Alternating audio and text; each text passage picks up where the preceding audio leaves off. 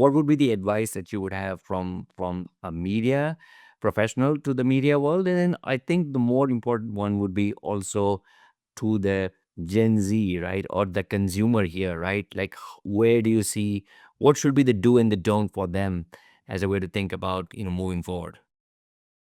So moving forward, I think that the one advice for fellow media professionals who are, dealing with Gen Z is that Gen Z has an overload of information.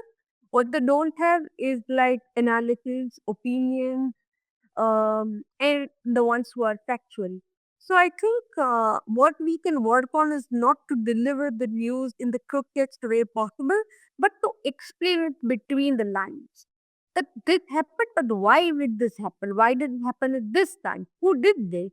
And what can be its possible outcome? So to explain it to someone in the easiest way possible, like you are explaining to a 5-year-old child, but the topic which is very difficult, which demands a kind of analysis. I think this is what we need to do a lot more to simplify things, to analyze things for the younger generation, and then let them decide on, the kind of opinions they would want to face around it.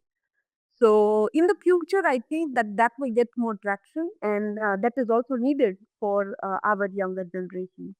And the other That's on the thing is, media side. Yeah. What about the Gen Z?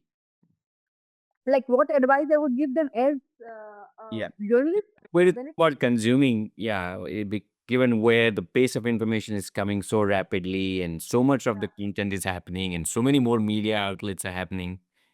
I think that if I had to speak to a Gen Z today, I would say that whatever you consume online is the beginning of a lot of things. It is not the end and the final thing.